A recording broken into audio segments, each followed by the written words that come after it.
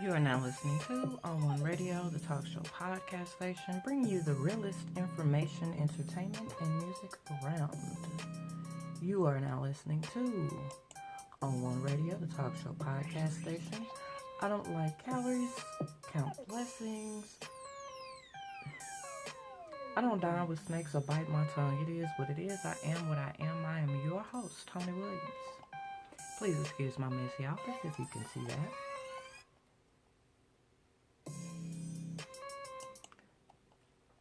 This is Let's Talk. Shout out to my new listeners and my own ones, day ones. Yes, all information and resources are based on the opinions of me, the host, unless otherwise I note. All information is intended to motivate, encourage, inspire, change, and a healthier lifestyle. This podcast contains some quotations, images, or excerpts from copyrighted material. These uses fall well within the copyright doctrine of fair use. Fair use refers to the right to reproduce and or share. Yes. Topic. Oh my. I'm pretty sure y'all read the title, but I'm gonna say it anyway.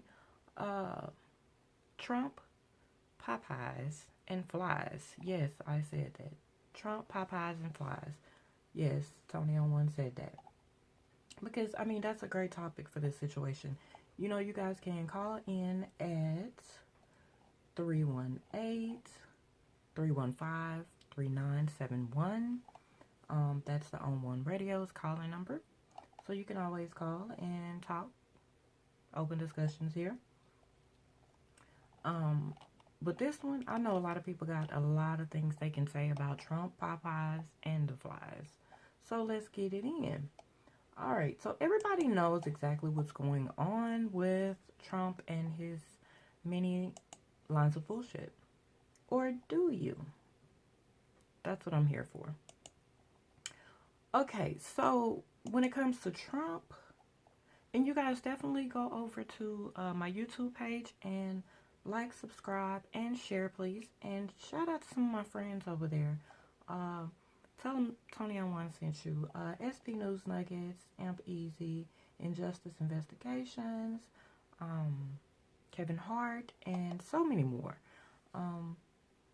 But they're over there. Give them a big shout out for me if you're listening on any podcast. Thank you for following and being on One's Day One.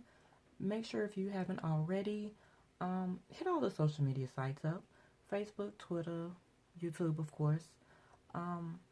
You can catch my shows on any of the podcast apps or stations or online, however you choose to do it, or YouTube. The choice is yours. Now, moving along with Trump. We all know Trump is in some major hot shit. Major. Like, major. Seriously, major. Okay, so from the headlines, you guys already know Trump fucking up. Yeah, we know. So we're trying to hell his tax returns and everything, and that's not going well for him, especially in the midst of all this impeachment talk. Yeah, well, seems to me it's no longer just talk. There's a lot popping off dealing with Trump in this impeachment because, of course, we know everything that's done in the dark comes to the light, which it is beginning to. It really is. It's a lot going on, from Mick Mulvaney to Haley writing a book to judges tossing out claims. I mean, this shit has gotten messy, and it's a trip. So, to begin with, judges tosses Trump suit over New York tax returns, rejects conspiracy claim. That's pretty much what it was. Judge Carl Nichols of the U.S. District Court for the District of Columbia ruled that his court was not the proper jurisdiction to sue the New York officials named in the lawsuit, leaving open the option that Trump do so in the Empire State. Now, Trump sued to primitively block the House Ways and Means Committee from requesting the returns, New York Attorney General Letitia James from enforcing the law, and to stop the New York Department of Taxation from furnishing the documents. But I mean, we kind of already knew that.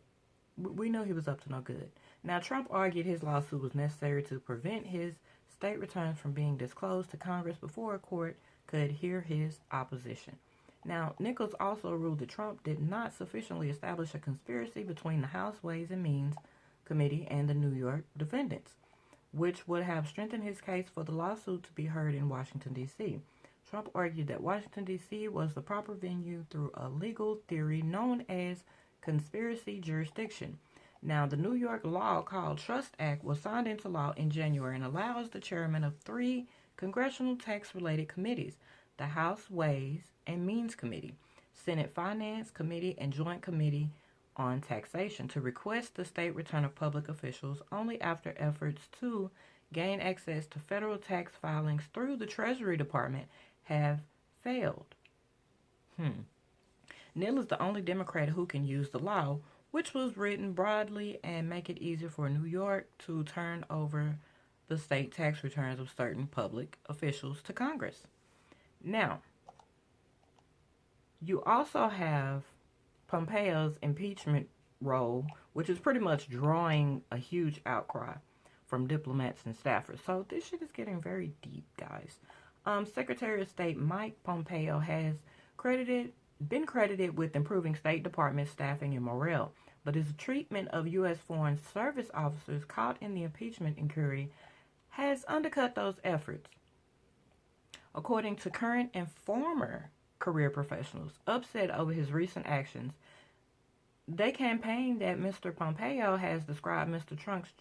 Trump's July 25th phone call with Ukraine's president as appropriate, even though the president, during the call, disparaged the former U.S. ambassador to Ukraine, who was pulled from her post.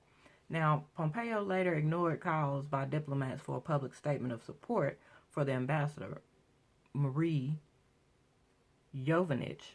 He also denied speaking about the matter with top aide Michael McKinley, who testified before the impeachment probe that he had personally approached Mr. Pompeo about it.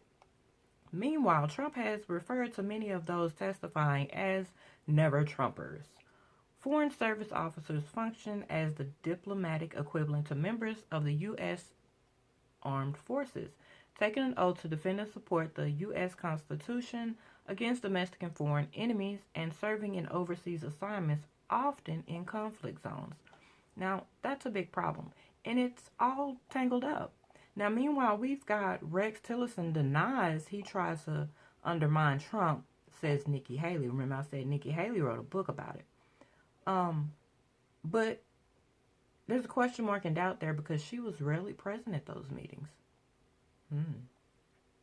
Now, former Secretary of State Rex Tillerson denied Monday that he sought to undermine or work against President Trump as former UN ambassador, Nikki Haley claims in a new memoir of her time in the administration. The statement was Tiller's first response to Haley's characterization of a White House meeting in which she said he and John F. Kelly, then Trump chief of staff, told her that they were seeking ways around Trump to save the country. Now, Haley wrote that after an Oval Office disagreement over UN funding for Palestinians, Tillerson and Kelly argued to her that she should work with them to divert U.S. policy from what they considered reckless Trump policies. She refused, she wrote in the new book, with all due respect. Now, Tillerson also told her that people would die if Trump was unchecked, Haley wrote. So, I mean, it's getting very deep.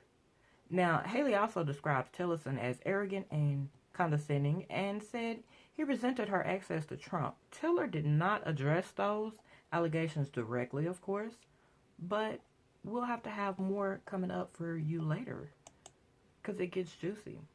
So, you guys, thank you for tuning in. This has been On One Radio. You've been listening to Let's Talk with Tony.